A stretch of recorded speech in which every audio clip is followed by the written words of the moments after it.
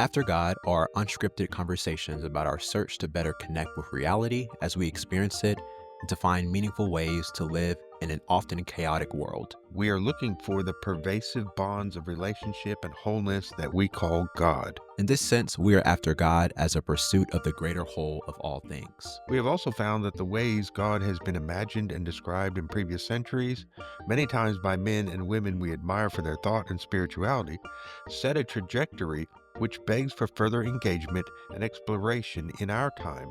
They urge us to go beyond their work, to build on it. In that tradition, we aspire through openness and curiosity to search for God after God. After the descriptions of previous eras no longer speak as powerfully in our world today, we are attempting to sit again at the feet of Jesus, as many have before, And hear what he says about the one he calls Father. We welcome you to listen in and perhaps join in.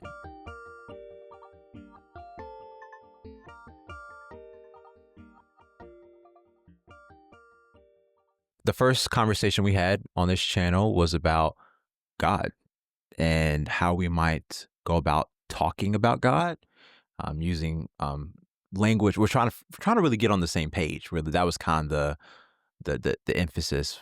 And obviously, we exhausted everything there, so we Yeah. covered everything, and we are now on the same page with everybody Right. regarding So matters maybe of kind God. of part two about Yeah, So obviously, this is something that has to continue. yeah, one way to think about it is kind of a history of the idea of God, Mm, and mhm. broadly, um, we could say that mankind, it seems like throughout all ages, has sensed a longing to figure out what holds everything together, Yeah. what is there, and ancient peoples thought about there being, gods, beings greater than themselves, Hmm. that somewhat ruled over things, or often maybe they thought of themselves as kind of the victims of those Mm, gods, what they yeah. did, what they didn't do, and generally they were caricatures of ourselves. Mm, They were imagined as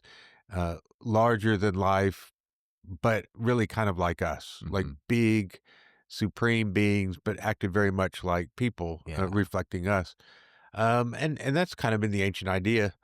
Um, and the Greeks certainly did that very well, so well that today in psychology, a lot of the terms that Freud and others incorporated were Greek myths, and saying, these really accurately portray Mm, our own inner life, our mm, psychology. And so there's this, Narcissus, mhm. which becomes narcissism, Yeah. Uh-huh. So but they imagine these, versions of whatever is transcendent is like these giant beings. And maybe in some of our discussions, we're trying to talk about after God, what happens when we really start to question, are the transcendent realities really like bigger versions of us, Mm, and imagined as a being, mhm. as a supreme being? So, one of the things that we've been talking about is, what happens if we no longer think of God as a being, as a Uh-huh. supreme being? A man in the sky. A man in the Big man sky. in the sky. Yeah, long beard, making decisions, Yeah. whatever. Which is not to say, well, someone might wonder, well, what do you mean if God's not a being? Well, the idea there is, if God is a being, then he's a being among many beings. Uh-huh. He might be the greatest version of a being, Mhm. but he's still one among many, Mm, which seems, at least in the Christian witness, the Christian way of thinking about it, seems to be a kind of deficient view of God. mm, He's not God. Whatever we're talking about is not just a bigger version of us, similar but greater in scope. Um, and so maybe one way to talk about it is, rather than God being a being, mhm, God is being itself. mm, So like Paul says in Acts 17 to a bunch of Greek philosophers, he says, in him we live and move and have our being. uh-huh. So we're all beings, but God is not a being. He's beingness. Mm, He's the essence of all being and reality, out of which we then have our being. So mhm. our being comes out of the ground of him Yeah. as God, which is okay. So we're not thinking of God as a being, but God as being itself, Uh-huh. and we're the being, Yeah. you know. So that's one of the shifts, What kept coming in my mind was the whole idea of being made in God's image. right? So what might that mean if God is not a bigger, because I could see that connection being made in some ways, right? Like, okay, God is just a bigger version of us and we're made in that image, right? Yeah, But if we're approaching God as existence itself, like what might that mean for us and how we relate? yeah.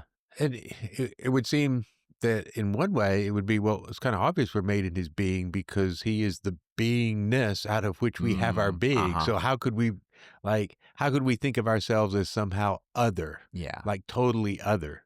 Because we have come out from this God and we are made of what God is. That's right. And so we have our being in his beingness. hmm So yeah, we have the image of God. Um, but we might also then think, well, so in some ways, everything bears an image of Yeah. God. Uh-huh. Which again, in a Christian perspective, we would say, we would say, well, creation Yeah. uh, bears the hallmarks of God's Uh-huh. own creative presence and activity, and His essence and His love is manifest. Well, so in a sense, everything has that image of its source. Yeah. Now, obviously, um, Scripture seems to be saying humans have that image Unique way. in a unique Yeah. way, different than the flowers. Yeah. But like Jesus says, you can still look at the lilies of the field and the Uh-huh. birds of the air and Yep. see what your Father's doing. hmm You can sense it you can sense the presence of God and even the work and majesty of God or the love of God in these things around us. Mm. Um, so yeah, I think that would be one. It's kind of obvious that we must bear the image of God. Yeah. There's another way besides being, um, when we talk about God doesn't exist, God is Is existence. existence. Uh-huh. Yeah. And again, at first it sounds radical to say God doesn't exist. You're saying there is no God. No, Uh, we're saying, the statement is trying to be more careful. yeah. Things that exist, it's like the word exit. Exit is to come out, is to go Yeah. out. Uh-huh. Things that exist have come out of Yep. something else. Uh-huh. So God, in a Christian tradition, has not come out from anything. So he doesn't exist out of some, other thing. God is existence, Mm. and we have our existence. We exist out of his ground of our being, ground Mhm. of existence. Um, which seems to be the value is we are, yeah, we're moving away from God as this big man in the sky, Uh-huh. and a more omnipresent, a more filling all things God. Mhm. If God is the ground of being, then everything we see that has being is existing in God and through God and by Mhm. God and for Mhm. God. So he's not like, just kind of the curator of this world, Yeah. the director, Mhm.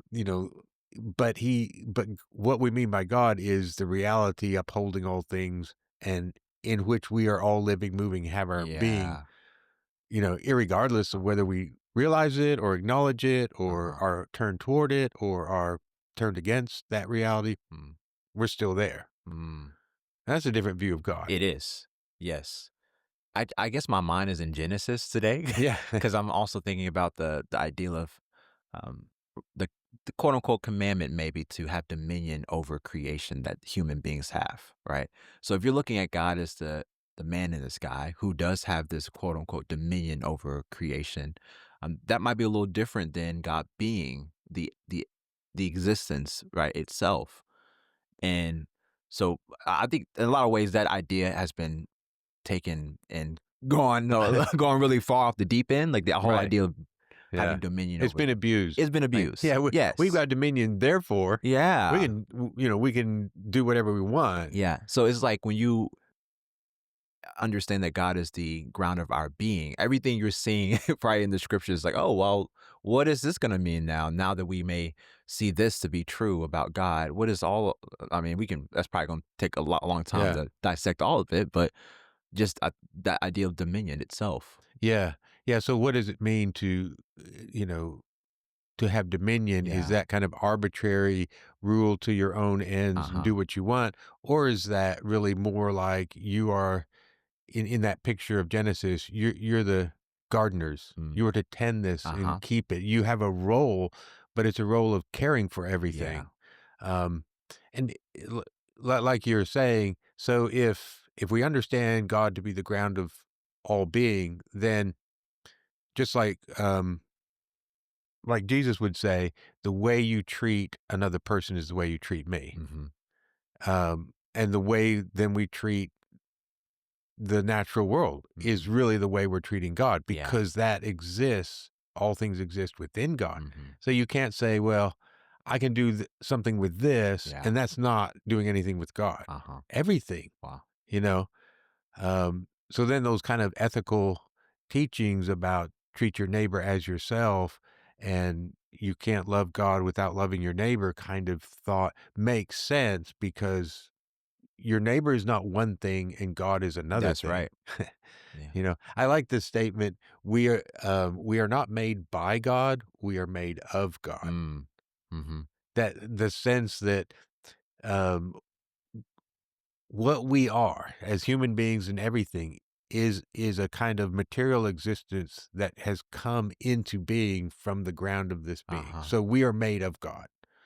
Um, which again, then I can't think, well, I've been given dominion, Yeah. I've been given authority, I just need to rule. Mm. No, it's relationship. Yeah. Has to be Uh huh. relationship.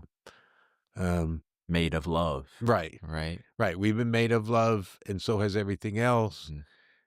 So kind of that mystical idea of the inherent oneness of all Uh-huh. things, that there's an interconnectedness Yeah. between all human beings and creation itself and the material world. It's all intertwined, interconnected. Um, makes more sense because yeah, this we're made of God, and Yeah. so is everything else. Mm. Um, kind of it's I like to think of it as it's the love of God made physical, Mm. right? Uh-huh. Um, so when I look at something and realize this is the love of God, which has been turned into stuff, Yeah. you know, but it's still it came from God. It is coming from God who is love. So Yeah. this is love turned into rocks and Mm. plants and Uh-huh. people and galaxies. Mhm. So that yeah, so it moves us in that direction, and Yeah. it has like you're saying ethical implications. Yeah. Mhm. How we understand dominion, how Mhm. we treat our neighbors, how we view everyone else. Mhm. Gotta affect all that. That's right. So something else that's coming in my mind is, why does Jesus call God Father? Yeah. And right, and how might that tie into our understanding of God being existence? Yeah, that's a good one. So, yeah, we need relational terms for Mm. God Uh-huh. because we could be saying, which we're not. I don't think you and I are saying this. Is that well, if God is being itself and existence itself and the ground of being, it's almost like well, God's this impersonal Yeah. force or Uh-huh. reality or Yeah. energy. I mean, to me, electricity is an impersonal energy, Mhm. right? It it could be helpful, it could be harmful, and it has no kind of intention Mm. towards me. Yeah. It's just this natural force. We think about, okay, electricity. But are we saying, well, God is this kind of force or energy underlying all things? Um, no, we're saying I think that's why Jesus says, this is my father, Yeah. because it's a relational That's thing. right. It's to put a face on reality. Mhm. Um, but it's not to say, well, therefore reality is an old man with a long beard, Yeah. like a human being. Yeah. To call God Father is not to describe, a kind of a literal reality any more than uh, when Moses says that God has borne them up on eagle's wings, Mm. or God is, uh, a refuge, Yeah. a fortress. A rock. Yeah, a Yep. rock, Uh-huh. right? It's like, no, he's not a rock. Yeah. He's like a rock. He's Mhm. like a father. But I think the personal is important. Mhm. Otherwise, we have this idea of the universe is this, reality, this energy, this force. But there's no sense in which I can be loved in it. Yeah. And I think that's key. Do we do we imagine that the universe is for us? Mhm. That its very essence and reality is personal, actually cares and not just arbitrary, Yeah. you know? Mm. Yeah, it might be important to note that there's flexibility with, the relational term, right? Jesus uses father, but, people that have father issues, Right. you know what I mean? So I think Yeah. mother might be just as appropriate. Yeah, Lover, sure. mother as the one drawing you into something and the face of a mother, right? Yeah, exactly. Um, it's appropriate to use all these different kind of relational Yeah. analogies to describe what we are sensing Mhm. when we're talking about a God who is more than a big being, but Yeah. is the essence of everything, but is relational. Yeah. Um, yeah, because it'd be very appropriate to talk about if we've kind of been born into existence, we've Yeah. come from the womb of God. Yeah. Uh-huh. Um, I saw an article, someone had a quote that the title was something like, the Father, Son, and Spirit are the womb of creation, Mm. you know, but it was a maternal kind of figure, Mhm. but it was like everything's been born out of the dynamism of this God who is a community, a Yeah. relational reality, who has given birth to everything. Yeah. Paul loves using that type of imagery. Yeah. Giving talking about giving birth to something, or he used a lot of that terminology. Sure, we talk about being born again, and That's we're right. born of God, right? So Yeah, uh-huh. if we're born again, then that's invoking That's right, uh-huh. a mother image. Mm, So Jesus tells Nicodemus, unless you be born again, well, born of whom? yeah. Well, he's saying you could translate it instead of born again, born from above. Mhm. So it's implying unless you're born of God, Yeah, which is then implying that God can also be thought of as a mother type that's right. figure. Mm, Um, So yeah, hopefully a positive father type figure, one who protects, one who nurtures, one who raises up for one's own good, yeah. caring, and a mother figure, again, nurturing, Mm, giving life, that's right. being selfless, both father and mother. Those images ideally Mm, should communicate positively to us. mhm. Because Jesus definitely felt very connected to the one he's calling his father. That's right. He feels Yeah. close. And it's my understanding that he is unique in his naming of God as Father, right? Is that true? I think so. I mean, there's in terms of Jewish tradition, there's a few. I mean, the people of Israel are called the children of God, Uh-huh.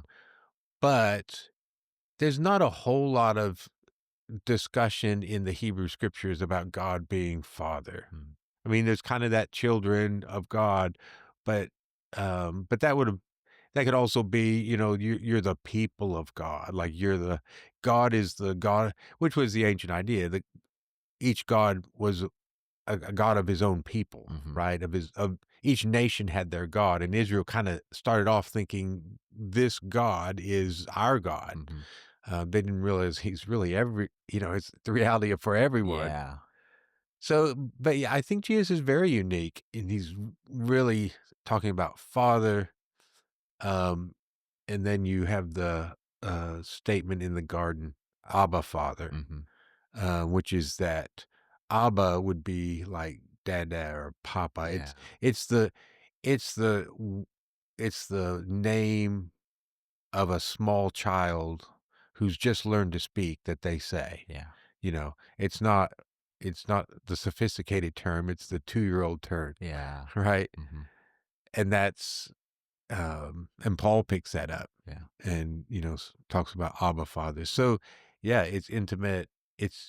I think it's very unique in Mm. terms of Judaism. He's saying something more intimate, Yeah. more personal. Which is why some people got offended. Mm. He's making God his father. Yeah. You Uh-huh. know, if he was making God this austere, great, supreme being, they wouldn't have had a problem. Yeah. But he was making God an intimate Mhm. relationship with himself, and he with the Father, and they were just almost like that's too close. Yeah. But it wasn't like he was saying, "He's my father and not your No, father." no, no. The He's like, prayer is Our Father "Our father." who art in heaven, That's right. right? It's plural. Mm. It's not my Father. He doesn't teach us to pray Yeah. individualistically, Mhm. but we have to be praying with the recognition this is the one who is Father of all. Mhm. We don't want to get stuck with because he uses a father term. We're back to the old man in the sky kind Yeah, of thing, that's right. right? Yeah. It's Uh, easy to jump right back there, right. right? But it at the same time, it's necessary for us to have, as it were, a face for Yeah. God. Mhm. Otherwise, we will have this idea of I'm relating to, a mathematical formula, Yeah. Mhm. some sort of scientific truth or reality. Yeah. But And I just gotta put the code in right, right, right? yeah. Put the numbers in right, and But this reality is gonna there's no unfold. person, you don't have a Yeah. relationship. It's just like, well, if that's reality. So putting a face on God, metaphorically, Mhm. I think it's important for us as human beings. Nice. Um, we need that. Mhm. Uh, so it's kind of like we put a face on evil too, Mhm. which is not inappropriate. Mm. Um, if if we are relentlessly relational beings, then how are we going to think of our own existence and make sense of it Mm. if it is not through relationship? Yeah. You know, Mm. realizing that everything is personal. Yeah. Um, in that sense, everything is relational. Mm. That's just who we are. That's why we're made. We're social. Yeah. Um, even those of us who are less social than maybe Yeah. a Uh-huh. little bit to ourselves, we're made to be social Mhm. for interaction. Yeah. Uh, So yeah, I think yeah, father, mother, Mm. friend. Friend, yep. I was thinking about that I too. always thought Yep. the same. Yeah, um, yeah, we could think of other relational terms Mhm. like that, and they're important. Mm. So I did have a thought about I think I was just thinking through this because I haven't given much thought to the dichotomy between the personal understanding of God and impersonal. I think I've always just gravitated to the personal, Right. but I thought about maybe sometimes when you're suffering and maybe going through hard times, it might make sense for God to be impersonal. Hmm. Does that make sense? Because, and I say that, I mean, we're just kind of saying that because when you're in a relationship, maybe there's some understanding, Mhm. right? Maybe there's Right. some Mm. clarity. It's like you can let me know why this is happening, you know what I mean? But when things happen that you can't really describe or you can't make sense of, then maybe it might be more helpful. Maybe people might say, I might say that it's more helpful to view God as impersonal, just so I can make sense of my suffering. Right. Yeah, because if God is personal, then we end up with the situation, well, you're which we often see in Scripture, people crying out to the Yeah, Lord and not seemingly, um getting any answer or any response, yeah, and the Psalms are filled with those kinds of laments. yeah. I mean, the Jewish songbook is full of, uh, songs of laments, Hmm. people, "Where are you?" Yeah, Even, Psalm 22 that Jesus quotes from the cross, my God, why have you yeah, forsaken me?" So, if if we think of reality as personal and toward us and for us, it's going to raise yeah, those questions when we seem to be struggling or we are struggling and we seem not to be able to make sense of it. yeah, Because if you thought, well, it's just impersonal, then it'd be yeah, like, well, what do I expect? yeah. It's just the universe Yeah. doing its thing. Mm, I'm just fodder. yeah, Sometimes I benefit, sometimes I suffer. yeah, But it's a harder question when you think, no, this this is true love that is oriented towards me. yeah. Then the question, why then am I in this Mm. circumstance? So then maybe that's when faith comes into the picture. Yeah, yeah, To some degree, because yeah, we're having to hold on to, okay, I'm being drawn towards love. Like I'm trying to trust this right. and believe this, even when it doesn't feel that I'm getting pulled to that. Yeah. Yeah, to trust, which is the essence, when we're talking about faith, we're not Yeah. talking about believing Yeah, facts, we're that's right. talking about reliance, Mhm. how do I rely on the understanding that the essence of all being is actually loving me, Yeah. when it doesn't seem like that's Yes. happening. Uh-huh. Um, to trust that. Mm. Yeah, To trust that you're being held. right. When you don't doesn't seem like you Yeah. are. Um, but I kind of wonder, in all our relationships, we have to do that. Mhm. Um, because in our human relationships, sometimes we really have to trust the other person, cares about us Yeah. when we've had an argument or something, Yeah. Uh-huh. I mean, there's times when you're like, yeah, yeah, we're great friends or Yeah. whatever, but then there's other times it's like, ah, we kind of got at odds. Yeah. Do you continue to trust? Ah, we just had a falling out over, that matter, but yeah, Uh-huh. we're still friends. Yeah. It's kind of like, again, maybe that's just true of all our relationships, Mm. and but it maybe becomes more pronounced when it has to do with our concept of God, Mm. because isn't God supposed to be able to do more? Yeah. Right? Uh-huh. And why then, the question, why isn't God doing Yeah. something? To which I don't have an answer. Yeah. Yeah. Well, or maybe I don't always have the evidence that the universe, that reality, that God who is for me. Mhm. It's not like, oh, every time I see that's clear. Yeah. Um, but I find it helpful to keep reminding myself, I think that is the reality Mm. when things um are scary and anxious and don't seem to be going well. It's like Yeah. I need to talk to myself and say, but the essence of the universe is this loving, toward us, not Yeah. from That's us, right. not abandonment. Yeah. Um, and I think that's what Jesus is doing on the cross. I think Mm. that's why he's quoting Psalm 22, Mm. because the Psalm, I think it's like down in verse 19 says, although it begins with, my God, why have you forsaken me? Down Mhm. in verse later, I think around 19, it says, but you will not Y turn your Uh-huh. face, from the afflicted one. Mm. So he's quoting a psalm that wrestles with that whole concept. Mhm. Am I abandoned? Yeah. When I feel abandoned, and the psalm says, no, you That's aren't, right. even though you feel like you are. Yeah. Uh-huh. And I think that's where we find ourselves. Yeah. I can feel alone and unloved. Mhm. And am I willing to say, but I don't believe that's the pattern of how things really are. Mhm. I have experienced love. I just have to trust that it's still here. That's right. Yep. Um, Mm. not only, also, will I be willing to share such? Mm. you know, Yeah. um, So then I go back to the garden again where Jesus was praying, Abba Father, right? right, And then he constantly says, "Not my will, but thy will be done." right. So maybe that could be part of it too, to some degree. Maybe there's a way that I think that reality should be unfolding. Hmm. There's a way that I think my life should be going. Right, And so that's kind of my way. That's kind of my will. right, Right. But right, then there's God's will. Still trying to make sense of that right, and how we talk about that.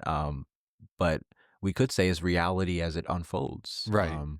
Yeah, I think so. I know 12-step groups talk about accepting life on life's terms. Yeah. Uh-huh. And it's just kind of, part of it is I have to accept that reality is this way. Yeah. Like, reality is everything doesn't go your way. Yeah. That's just That's reality. right. Yeah. And I don't typically go, well, that's because God's got a plan and he just wanted you to have a miserable time And right now because suffering. that was part of his plan. Yeah. No, I'm more like, I think more in terms of this world and the way it is constructed, the way it is, there's disappointment. Yeah. Um, There's cause and effect. yeah, and it's like the poets would say, you know, to love is to risk, um, disappointment, Yeah. to love and perhaps lose. Hmm. But we make the wager in favor of love Mhm. anyway. We Yeah. should. Mhm. I mean, I shouldn't say, "Oh, I don't ever get my heart broken, so I'm never gonna love anyone." Yeah. Well, you're gonna miss out on life. That's right. Uh-huh. You know? Yeah, there's a chance you could get your heart broken, Mm. but it's worth it. Yeah. It's worth it to love. So, in that sense, yeah, I just kind of I tend to think, "Hey, this is the way life is." Yeah. And the sooner I kind of accept this is its kind of nature, Mhm. um, you get disappointments, you suffer things, Mhm. sickness happens, Yeah. um, things happen. And the Father is holding all of this. Right, right. Is somehow, yeah, not necessarily he's the chess master or, kind of manipulating each move, Mhm. deciding, oh, I think I'll let this bad thing Yeah. happen or I'll make this bad thing. Yeah. No, yeah, can I have the sense that I'm still being held, Mhm. through it all, and in the end, all will be well. Yeah.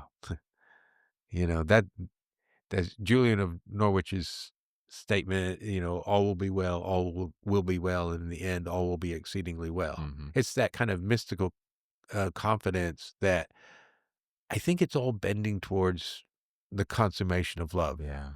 And so the hardships as they are, it's not where the end is. Mhm. The kind of "this too will pass" Yeah. kind of statement, which I heard recently is a Persian saying. Really? Yeah, someone was asking, "Where did that saying come from?" Huh. And we looked it up, and it was like, it's a Persian Mm. saying, "This too shall pass." Mm. Um, Uh, but rings true, yeah. right? Uh-huh. You know? Things change. Yeah, Mhm. yeah. Whatever's happening is to some degree temporary. That's right. It is Yeah. not forever, Mhm. even if it seems like it's forever. Yep. Or I'll be afraid it's forever. Yeah. So how else might understanding God as the ground of our being change things for us? Yeah, that's a good question. So we've mentioned if we have this not the big being in the sky, Uh-huh. a greater version of us, but a, the source out of which we have come. Well, we've got that everything's bound together, um, and everything has come from God and must return to God. Mhm. Like, um, He is the beginning and the end, the Mhm. Alpha and the That's Omega. right. Uh-huh. There is no end except Mhm. to come back to the one Mm. from whom we have come forth. Yeah. Um, so I think there's ethical dimensions. Our tendency when we see God as the supreme being, we do wrestle with imagining God as the kind of the puppet master, Mhm. or you know, is or as one of my teachers once said, when I pray for someone to get healed, is he you know, pushing the molecules? Is Yeah. he like, okay, I'll push that virus out? Uh-huh. How do you imagine what's happening? Yeah. And sometimes when we think of God as the supreme being, he's looking at the world and he's moving the pieces according to some plan that we can't understand. Yeah.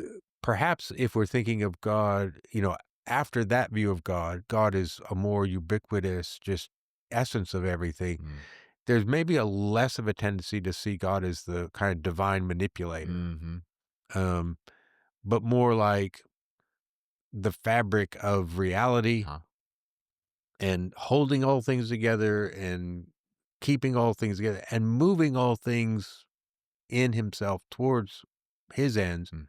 but maybe not quite in the, master plan kind of, Mhm. at least maybe for some people it changes that view. Mm. And God gets a lot bigger. Yeah, I think A so. lot bigger. Yeah. Yeah, because he's not just one among many. Now he's everything. That's right. Um, you can't y so like the psalm says, "Where can I go from the presence of the Lord? If I Yeah. go down even to the Sheol. grave, to Yeah. Sheol, Uh-huh. behold, you are there." Well, Mm. the psalmist realizes, looks around and says, "Life, death, everything, Mm. it's all within God. Mhm. I find God there." Yeah. So he's not a being to be found or not found. wherever you are, wherever you go, if you were to go down to the depths, behold, God is there. Uh-huh. Um, because we're within God. Yeah. So yeah, God is a lot bigger. Mm. I think it's a better, classically we talk about God being omnipresent. Mhm. I think this, thinking of God as the ground of our being is really giving proper due to the idea of God is Mm. omnipresent. Yeah. Uh-huh. Like there is no place where God is not. That's right. It can't be, because we live and move and have our being in Him. So I'm within the reality of God. You are. We all are. Yeah. So how could you get to a place and say, "There's no God here"? Uh-huh. Yeah. you know, you know. Mm. So He's a lot bigger. Uh-huh. Thanks for listening to this discussion. If you would like to continue this conversation with us, we'd invite you to share your thoughts in the comment section. We'd also invite you to share a question or topic you would like us to cover. We would be happy to discuss any topic regarding life after God. And if you would be interested in being a guest on our podcast, we invite you to reach out via the email available in the video description or show notes.